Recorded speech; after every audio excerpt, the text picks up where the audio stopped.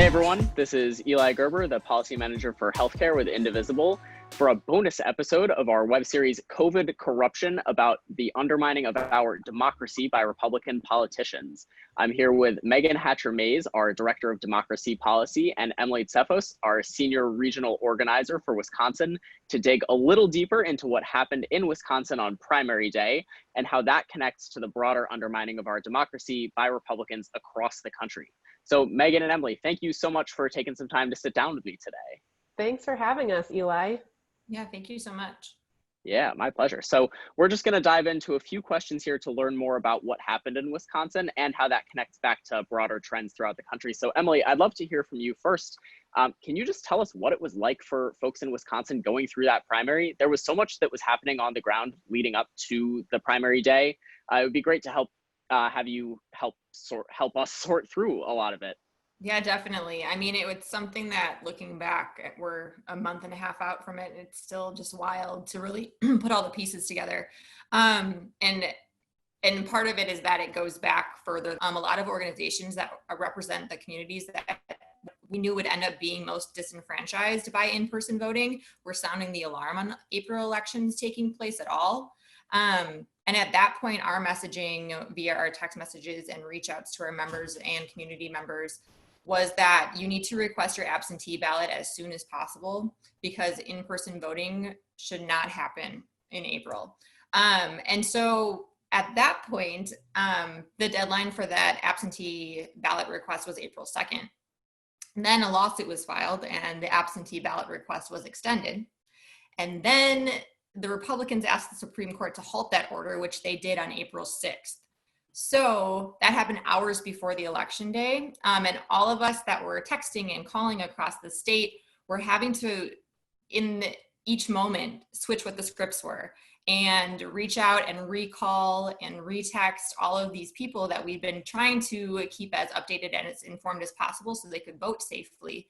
And what it meant is that we were sitting there the night before the election, and those people that had done all the right things, they requested their absentee ballot on time. They were waiting to receive that absentee ballot with a backlog of tens of thousands of them. Were thinking to themselves, do I risk my health and safety in order to vote that day? And you have to keep in mind that Milwaukee County, for example, was reduced from 106 polling locations to 5 of them, which was insane. It was like we were watching a storm approaching, and we knew that it was going to be awful, and we didn't know what to do. So then April 7th was really heartbreaking to witness because people in Milwaukee and Green Bay stood in line for hours in order to vote. At that point, the election was happening. If you didn't have your absentee ballot postmarked by the end of April 7th, you weren't going to be counted. And so me, for example, I requested my absentee ballot weeks in advance of the deadline, never received it. I received it 2 days after the election. And so it wasn't a huge risk in a certain sense for me because I live in a more rural area. But people in Milwaukee, we had members and friends and family in Milwaukee and Madison and Racine and Green Bay that stood in line for hours. It was raining in Milwaukee, and everyone was doing their best to stay as safe as possible. But all we kept thinking was, how did we get here? How did this happen? And why? And so I think one of the most heartbreaking images that still kind of haunts me is a video that I saw of an elderly couple that had said they were wearing their mask. They said they'd been waiting in line for over 2 hours, and strangers had to help the gentleman to a seat because he couldn't stand any longer, and all he wanted to do was vote. And it was really a heartbreaking day for democracy and for our state. Yeah, that just sounds incredibly challenging for the people involved, and it's so important that people exercise their right to vote, and you'd hope that especially during a crisis moment like this, everyone would be interested in ensuring that people can exercise their democratic rights, but it doesn't seem like that's how it worked out. And as you mentioned, this isn't a one-off occurrence. We saw over the past decade especially how former terrible Governor Scott Walker, which I think is his official title in the Wisconsin Capitol, did everything that he could to undermine Wisconsinites' right to vote. So do you mind just telling us a little bit about what voting in the state has looked like in the last decade under Republican rule and how things have changed, if at all, since Governor Evers was elected? Yeah, I think that as far as the attacks on democracy, there are so many instances of these type of attacks that are led by the GOP and were led by Scott Walker. And when you consider them all together, it's terrifying. But basically, Wisconsin was a hotbed of Tea Party opposition after Barack Obama was elected, and in 2010, that got Scott Walker into office. He led an attack that was cutting the public sector union members' bargaining rights, leading to massive protests. And honestly, his tenure was incredibly damaging to the progressive traditions that started here and to democracy. The GOP has capitalized on their majority status. And one of the things that when it comes to voting, that we're really focused on and that I think needs to be noted is the infamous gerrymandering that exists in Wisconsin. Our maps are ridiculous. I could go on and on about all of the strategery and scheming that went behind making these maps so that the GOP would win in the majority of our areas, regardless of who showed up. And so in 2018, one of a historically red state assembly seat was flipped blue, and we sent a more liberal justice to the Supreme Court. So I think that infuriated them and scared them. And so Speaker Robin Voss and Senate Majority Leader Scott Fitzgerald decided that they wanted to do whatever they could to hold on to the power that they currently possessed, anticipating that the gubernatorial election would be incredibly close. And Walker was finally ousted in 2018 by Tony Evers. And then the GOP attempted a blatant power grab to limit his powers as well as those of the Attorney General in our state, keeping more power and gaining power actually in the GOP controlled legislature. So basically it's been a sustained and strategic attack on democracy and democratic processes that we've witnessed time and time again. And in April, it was so egregious because they decided that power prevailed over the lives of Wisconsinites, and know that when our state turns out to vote in mass, they lose. And that's why they sent our communities to the polls, hoping that they'd take advantage of a global pandemic and risk the health and well-being of our family and friends. And it wasn't surprising, but it's heartbreaking to witness.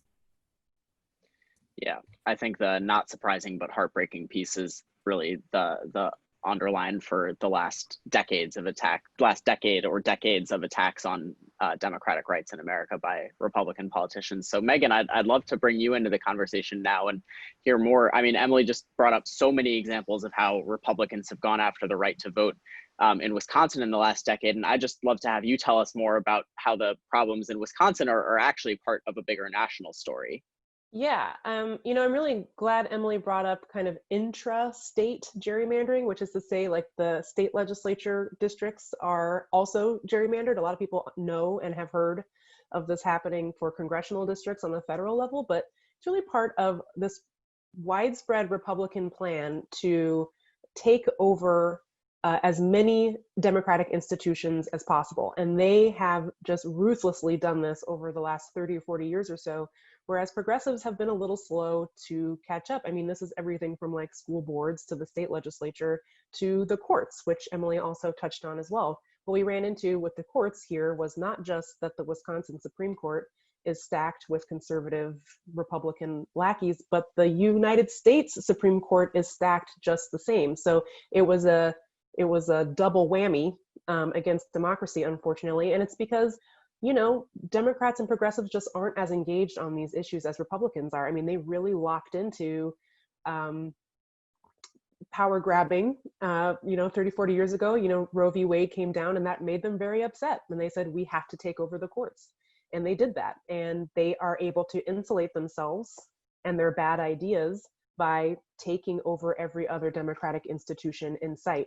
So, when Emily is talking about the fact that Republicans in the state legislature in Wisconsin revoked a lot of the governor's executive power, whereas like under Scott Walker, he had very broad executive powers as governor to kind of do whatever he wanted. They revoked all of that when the state elected a Democrat. That is not the first time a state has done something like that. They got the idea from Republicans in North Carolina. Republicans in Michigan came very, very close to doing the exact same thing, but where I guess, I don't know, felt bad about it at the last minute. But this is happening everywhere, and it's kind of up to us to really get involved in ways that we haven't been involved in the past. I mean, there are other elections besides presidential elections where very critical decisions about what goes on in your community take place, and your state Senate, your state House of Representatives, all of that stuff is really critical. And if you live in a state where your judges are elected, you have to start paying to that sort of stuff too. I mean, actually, one of the reasons this whole kerfuffle happened in Wisconsin is because Republicans thought that they were going to lose control of the state Supreme Court. And so that's why they fought this. That's why they didn't want to come to an agreement with the Democrats about vote by mail, because they didn't want to lose that swing vote on the Supreme Court. They did all of this. They put lives of millions of Wisconsinites at risk, including members of my own family, by the way. They put all of their lives at risk and they still lost. It still didn't matter. So when they are backed into a corner like that, instead of compromising on their ideas, they just become more fascistic, I guess. They become less democratic. They seize more power in the worst ways possible. And we saw that in Wisconsin really laid bare. Yeah, and all of these things, I mean, that was a really depressingly comprehensive look at all the ways that these fights are nationalist. And I think the union piece is an important part of the story too, where, I mean, on the federal level, we saw the Janus decision come down in the last year or two that was intended to undermine unions on a national scale. And that it didn't start with Scott Walker's attacks on unions in Wisconsin, but all of it is just part of this like national blueprint. So yes, if you think of unions as workplace democracy, as like a critical piece of workplace democracy, that is yet another attack on people organizing around democratic principles, whether that's, in your community, in politics, or in your workplace. And so this has been like a lifelong goal of Republicans to undermine the strength of unions for that reason, to take power away from the people who have the least of it and give more and more power to the people who already have the most. Yeah. Absolutely. So I don't know if anyone watching or anyone on this call had heard, we have another election in November. The Wisconsin primary was not the last election this year, but this November we'll be having elections at all levels of government, including a presidential election. Meagan, I would just love for you to tell us a bit about what folks across the country should be fighting for ahead of that election to make sure that we don't force people to choose between their health and their vote, that we protect both of those things at the same time. Yes, there is a lot to do. We, on a federal level, are really fighting for expanded vote by mail. Now, vote by mail is not a silver bullet. It's not going to solve all of our problems because not everybody can vote from home. A lot of people who live on reservations or who live in rural areas, who live very far away from the closest mailbox. I know it's hard to imagine, but it's really true that there are places in this country where you have to drive many miles to get to a post office. Those folks are going to need in-person voting locations. So while we are pushing Congress to expand vote by mail to all 50 states, no excuse necessary, because some states require you to have an excuse for why you want to vote by mail. We want to get rid of all those excuses and make sure that anybody who wants an absentee ballot can get one, a vote from home ballot. You might hear that phrase too.